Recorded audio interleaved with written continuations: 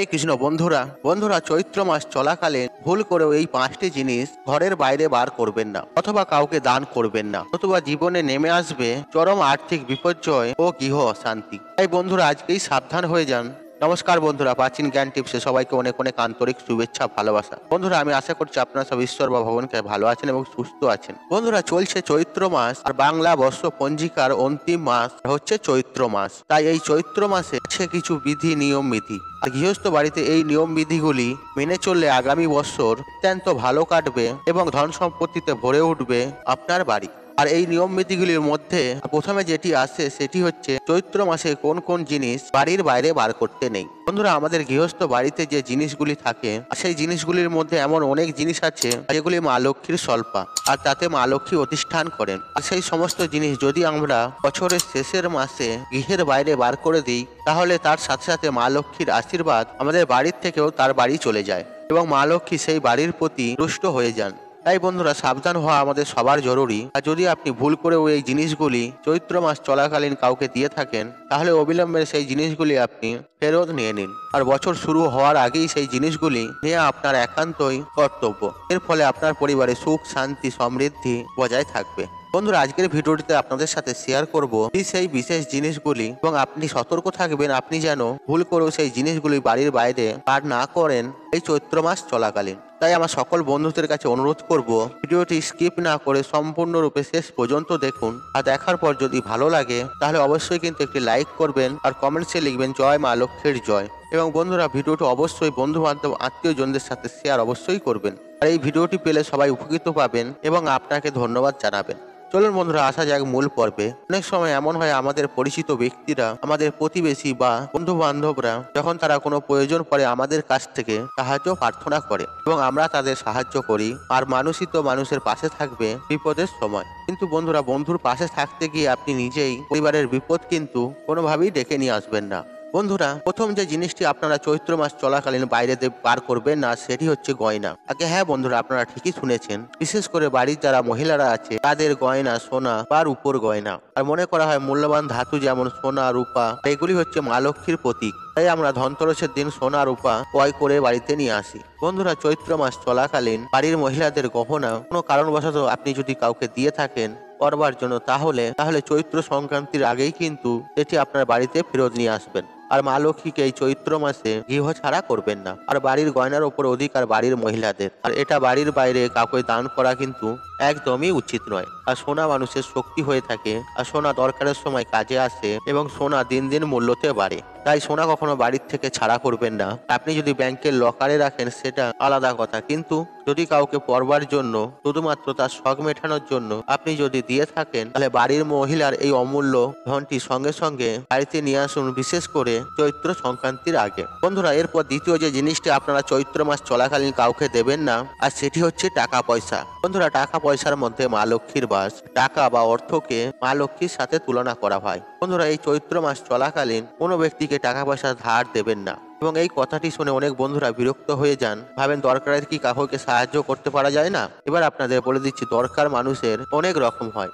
কারো একটা ফোন কেনার দরকার পড়তে পারে, আবার কারো অ্যাক্সিডেন্ট হয়ে গেছে, মেডিকেল এমার্জেন্সির মধ্যে হাসপাতালে ভর্তি হয়েছে, তারও টাকার দরকার। এবার আপনাকে সেটা বুঝতে হবে আপনি কি দরকারে টাকা ধার দিচ্ছেন এবং কোন দরকারে আপনি টাকা দেবেন না। আর এবার আসি যারা ব্যবসায়ী বিভিন্ন জায়গায় টাকা পয়সা ধার বাকি দিয়ে থাকেন তাদের কাজের সূত্রে। বন্ধুরা যারা ব্যবসায়ী এবং কাজের সূত্রে যারা ধার বাকি দিয়ে থাকেন তারাও কিন্তু এই চৈত্র মাসে সমস্ত পাওনাদারদের কাছ থেকে টাকা পয়সা আবার ফেরত নিয়ে নেন এবং নতুন বছরে হালখাতা করে থাকেন এবং নতুনভাবে নিজেদের ব্যবসা আবার শুরু করে থাকেন। ঠিক একই রকম কাজ করে রাখেন দোকানদাররা। আর দোকানদারদেরও যাদের যারা খরিদ্দার আছে তাদেরকে ধার বাকিতে জিনিস দিয়ে থাকেন, কিন্তু চৈত্র মাসে কিন্তু সমস্ত হিসাব করে নেন। আর চৈত্র মাসে যার যার ধার বাকি আছে সমস্ত কিছু তারা দিয়ে দিতে বলে। কারণ একটা বাংলা বছর শেষ হতে চলেছে এবং চৈত্র মাস বাংলার বছরের শেষ মাস। তাই আপনার বাড়ির টাকা এবং আপনার কামানোর টাকা যাকে যাকে ধার দিয়েছেন বা কোনো প্রয়োজনে বা অপ্রয়োজনে দিয়েছেন, আর আপনার কিন্তু উচিত সেই বাড়ির অর্থ বাড়ির লক্ষ্মীকে বাড়িতে ফেরত আনা। এটাও আপনার একটি কর্তব্য। আর যদি আপনার বাড়ির লক্ষ্মীকে এইভাবে পায়ে ঠেলেন তাহলে মা লক্ষ্মী কিন্তু অত্যন্ত রুষ্ট হবেন। তাই বন্ধুরা কারো দরকারে বা প্রয়োজনে বা তার কোনো খারাপ সময়ে আপনি তাকে সাহায্য করে থাকেন টাকা পয়সা দিয়ে, তাহলে চৈত্র মাসের শেষের দিকেও আপনি তার কাছ থেকে টাকাটি ফেরত নিয়ে নেবেন এবং নতুন বছর ভালোভাবে কোনো ধার বাকির মধ্যে মধ্যে দিয়ে যেতে চাইছেন না এবং সেই টাকাটি আপনি ফেরত নিয়ে নেবেন। যদি কেউ আপনার কাছে টাকা ধার চাইতে আসে তাহলে আপনি নিশ্চয়ই জিজ্ঞাসা করে নেবেন কতটা তার প্রয়োজন, বা মেডিকেল এমার্জেন্সি বা অ্যাক্সিডেন্ট কোনো ব্যাপার না হলে শুধুমাত্র সে কোনো হয়তো নতুন ব্যবসা শুরু করছে বা কোনো জিনিস কেনাকাটি করছে বা তার কোনো নতুন শখ পূর্ণ করবে, তার জন্য আপনি আপনার বহু কষ্টের অর্থকে বাড়ির বাইরে বার করবেন না এই চৈত্র মাসে। বন্ধুরা, তৃতীয় যে জিনিসটি হচ্ছে সেটি হচ্ছে পুজোর বাসনপত্র। আর অনেক সময় আমাদের প্রতিবেশীরা আমাদের ব্যবহৃত পুজোর বাসনপত্র তাদের বাড়ির পুজোর কাজে বা দরকারে চেয়ে থাকেন। কিন্তু বন্ধুরা, বাড়ির যেটি পুজোর বাসন তার মধ্যে একটি বাড়ির ঠাকুর ঘরের যে পজিটিভ এনার্জিটা থাকে সেগুলো কিন্তু বাসনের মধ্যে থাকে। শঙ্খ বা প্রদীপ আর এই সব সমস্ত কিছু আপনার যে বাড়ির পজিটিভিটি আছে সেটিকে ধরে রাখতে সাহায্য করে। তাই সাবধানতা পূর্বক সেই জিনিসগুলো দিন আপনি, এবং জিনিসগুলি ব্যবহৃত করা, তাই আপনার সেই জিনিসগুলি প্রচন্ড বেশি দরকার হলে তবেই দেবেন এবং পুজোটি হয়ে যাওয়ার পরে সঙ্গে সঙ্গে সেটি নিয়ে নেবেন। আর চৈত্র মাস চলাকালীন বাড়ির বাইরে সেই জিনিসগুলি না থাকে, অর্থাৎ চৈত্র সংক্রান্তির আগে সেগুলো ফেরত নেওয়া কিন্তু আপনার একান্তই কর্তব্য। তাই পুজোর দরকারে কেউ যদি কোনো জিনিস নেয় তাহলে চৈত্র মাস শেষ হওয়ার আগেই আপনি সেই জিনিসগুলি ফেরত নিয়ে নিন, তাহলে কিন্তু আপনার বাড়ির বাস্তুতে এর খারাপ প্রভাব পড়তে বাধ্য।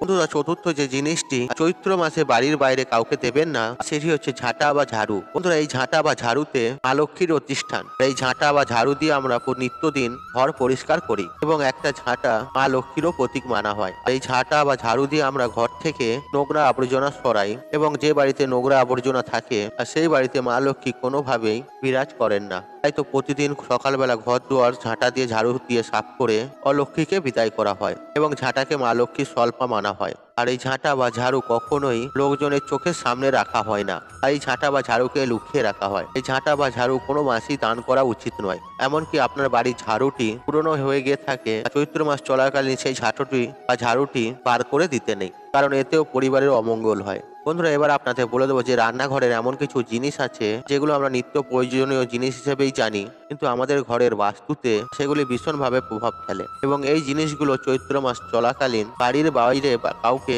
দান করবেন না। বন্ধুরা, আমি আগেই বলে দিচ্ছি, মানুষই মানুষের প্রয়োজনে তার আগে থাকে।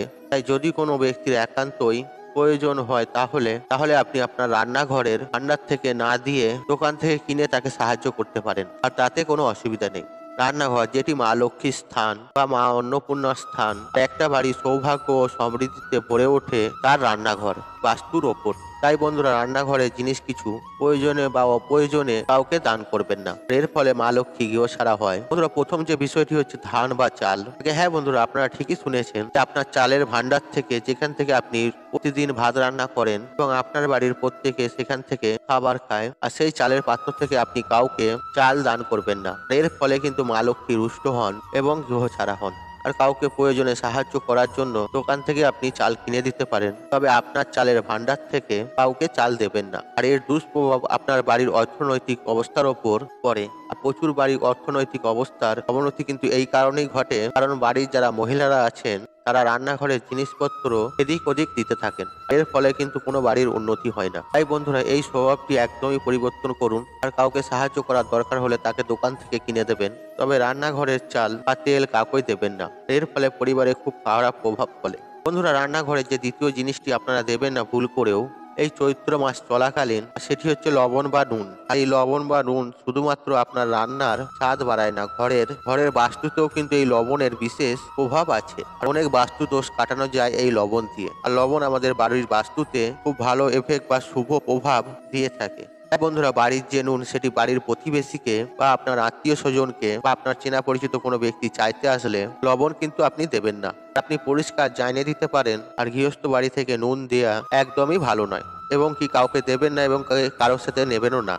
আর লবণের প্রচুর বাস্তু প্রয়োগ আছে। যদি আপনার বাড়িতে কোনো বাস্তু দোষ থাকে, লবণের মাধ্যমে আপনি সেই বাস্তু দোষ ঠিক করতে পারেন। বন্ধুরা, রান্নাঘরের আর বিশেষ যে জিনিসটি আপনি দেবেন না, বাড়ির বাইরে বা কাউকে দান করবেন না, সেটি হচ্ছে সর্ষে বা সর্ষের তেল। সর্ষে বা সর্ষের তেলও কিন্তু দান করার বিষয় নয়। এর ফলে কিন্তু নানা রকমের গ্রহ দোষ লাগতে পারে। তাই সর্ষে কখনো দান করবেন না বা সর্ষের তেলও দান করবেন না এই চৈত্র মাস চলাকালীন। আর যদি আপনি সর্ষের তেল দান করেন, শুধুমাত্র মন্দিরে দান করবেন, অথবা আপনার বাড়িতে যদি কোনো পুজো হয়, ঠাকুর মশাইকে ভুজি দিচ্ছেন, সেখানে আপনি দিতে পারেন, কিন্তু প্রয়োজনে আপনার প্রতিবেশীকে তার জন্য আপনি দান করবেন না। আর এটি দিলে আপনার পরিবারে খুব খারাপ প্রভাব পড়তে পারে। তাই বন্ধুরা সাবধান হয়ে যান। এই চৈত্র মাস চলাকালীন আপনাদের ঘরে যে 5টি জিনিসের কথা বললাম, আপনারা ভুলবশত এই জিনিসগুলি কাউকে দেবেন না। আর আপনারা যদি জেনে বুঝে দেন তাহলে আপনাদের নিজেদের সংসারে নিজেরাই অমঙ্গল ডেকে নিয়ে আসবেন। আপনাদের ঘরে সাবধান করা আমাদের কর্তব্য। বন্ধুরা, আশা করছি এই ভিডিওটি যদি ভালো লেগে থাকে তাহলে ভিডিওতে একটি লাইক করুন, একটু কমেন্ট করুন, একটু শেয়ার করুন এবং বন্ধু বান্ধব আত্মীয়জনদের সাথে শেয়ার অবশ্যই করুন। মনে রাখবেন আপনার একটি শেয়ার অনেক মানুষকে উপকৃত করে তুলতে পারে। আর আপনি যদি আমার চ্যানেলে নতুন হয়ে থাকেন তাহলে চ্যানেলটি অবশ্যই সাবস্ক্রাইব করুন এবং পাশে থাকা নোটিফিকেশন অন রাখুন। কারণ নিত্য নতুন ভিডিও সবার আগে দেখার জন্য। ঈশ্বর আপনার মঙ্গল করুক, আপনি সুস্থ থাকুন, নিরক্ষণ, আপনার দিন মঙ্গলময় হোক। হরে কৃষ্ণ কৃষ্ণ কৃষ্ণ হরে হরে।